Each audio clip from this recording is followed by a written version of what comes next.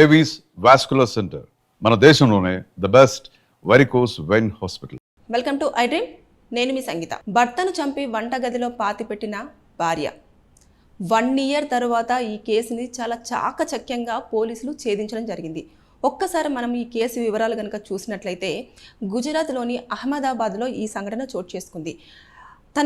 వాళ్ళిద్దరికి కూడా పెళ్ళయిన తర్వాత వారు అన్యోన్యంగా బాగానే ఉన్నారు. తర్వాత నెక్స్ట్ ఎప్పుడైతే వాళ్ళ హస్బెండ్కు సంబంధించిన ఫ్రెండ్ ఒకతను ఇంటికి వచ్చినప్పుడు భార్యకి అదేవిధంగా భర్త యొక్క ఫ్రెండ్కి ఇద్దరి మధ్యలో కూడా కొంచెము ఇల్లీగల్ అఫైర్ అనేది అక్రమ సంబంధం స్టార్ట్ అయిపోయిన తర్వాత ఎలాగైనా సరే భర్తను అడ్డు తొలగించుకోవాలని చెప్పేసి ఇద్దరు నిర్ణయించుకున్న సమయంలో ఒకరోజు ఈ ప్రియుడితో కలిసి భర్తను అతి దారుణంగా పొడిచి చాలా దారుణంగా చంపేసిన తర్వాత ఇంకా శవాన్ని ఎక్కడ పడేయాలి, ఎక్కడైనా పడేస్తే ఖచ్చితంగా పోలీసులు దాన్ని గుర్తిస్తారు, మన మీద కేసులు ఫైల్ అవుతాయి, అనవసరంగా జైలుకు వెళ్తాము అని చెప్పేసి అన్న దృష్టితోటి ఏం చేశారంటే వారిద్దరూ చాలా తెలివిగా ఆలోచించి కిచెన్లోనే, వారు నివాసం ఉంటున్న కిచెన్లోనే మొత్తము లోపలికి ఒక గుంత తీసేసి పూడ్చిపెట్టేసి ఏమీ తెలియనట్టు రెగ్యులర్గా తన వర్క్ తను చేసేసుకుంటూ ఉంది.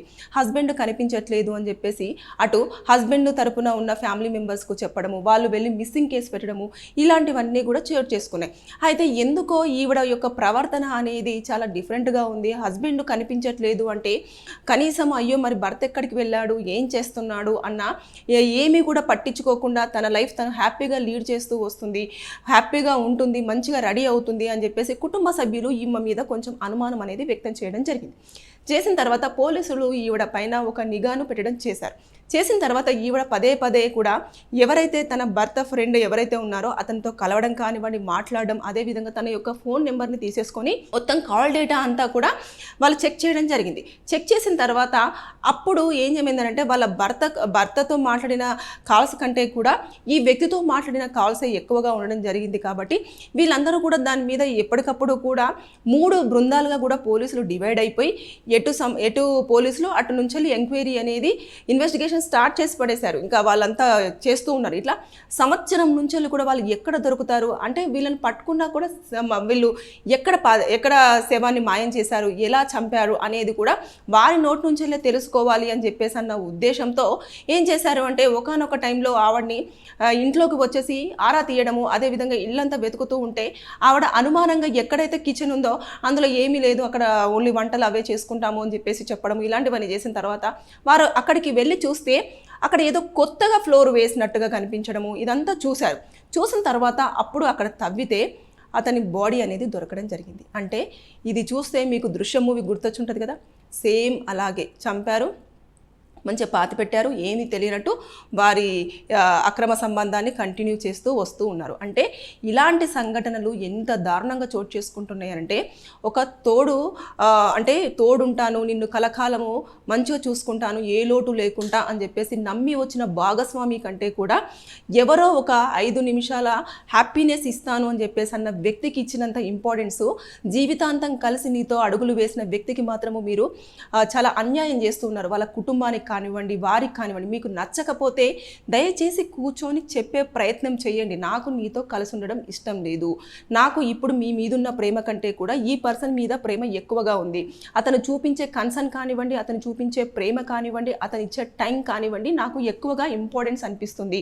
కాబట్టి నాకు మీకంటే కూడా అతనే ఎక్కువగా మోర్ ఇంపార్టెంట్ అని చెప్పేసి అన్నారనుకోండి, ఇతను ఒక 2 రోజులు యాక్సెప్ట్ చేయడమో, 3వ రోజు యాక్సెప్ట్ చేయడమో, కానీ ఫ్యామిలీ మెంబర్స్ ఇన్వాల్వ్ అయిన తర్వాత ఖచ్చితంగా వదిలేసేయి, ఈయనప్పుడు ఇంకేం చేస్తామో అని చెప్పేసి నచ్చజెప్పి ప్రయత్నం చేసేసి ఇద్దరిని ఎవరి జీవితాలు వారు జీవించండి అని చెప్పే ప్రయత్నాలు చేసే అవకాశం ఉంటుంది.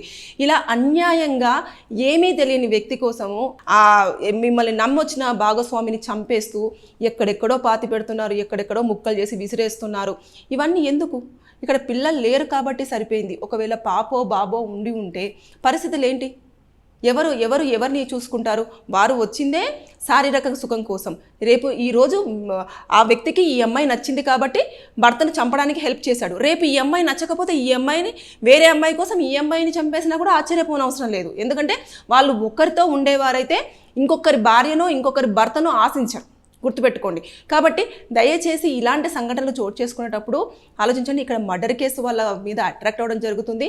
7 years వరకు అంటే లైఫ్ ఇంప్రిజన్మెంట్ పడే అవకాశాలు ఉంటుంది. దాంతోపాటు జరిమానా విధిస్తారు. లేదు అనుకుంటే కొన్ని సందర్భాలలో 1 year పాటు కూడా పోలీసుల యొక్క టైం కానివ్వండి, అదేవిధంగా ఇన్వెస్టిగేషన్లో సహకరించకపోవడం కానివ్వండి, అదేవిధంగా పోలీసులను తప్పుదోవ పట్టించడం కానివ్వండి, ఇలాంటివన్నీ చేశారు. కాబట్టి ఇక్కడ వారిద్దరి పైన ఇంకా ఐపీసీ సెక్షన్స్ కూడా ఇంకా మోర్గా అప్లికేబుల్ అయ్యే అవకాశం ఉంటుంది. దాంతో రకరకాల సెక్షన్స్ కూడా పడతాయి.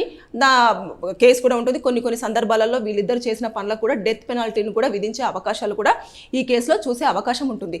అంటే కోర్టు ఎప్పుడైనా సరే అన్ని పరిశీలిస్తుంది. ఇన్ని రోజుల పాటు ఒక భర్త మిస్ అయ్యారు అని కేసు పెట్టిన తర్వాత భార్య ఎలా ఉంది, ఏం చేసింది, దాంతోపాటు చంపిన తర్వాత ఇంకేం చేసింది, ఇలా ఇల్లీగల్ అఫైర్ కోసం ఒక వ్యక్తిని చంపడం అనేది, తర్వాత 1 year పాటు పోలీసులకు రాంగ్ ఇన్ఫర్మేషన్ ఇస్తూ రాంగ్ గైడెన్స్లో వారిని తప్పుదోవ పట్టించడం, ఇవన్నీ కూడా కోర్టు క్యాలిక్యులేషన్ చేయడం జరుగుతుంది. జరిగిన తర్వాత అప్పుడు ప్రభుత్వ ఉద్యోగుల యొక్క అంటే ఈ ఒక్క కేసే వారి చేతిలో ఉండదు. కానీ ఇంకా రకరకాల కేసులు కూడా పోలీసులు ఛేదించాల్సి ఉంటుంది. వారు సాల్వ్ చేయాల్సిన కేసులు చాలా వరకు ఉంటాయి.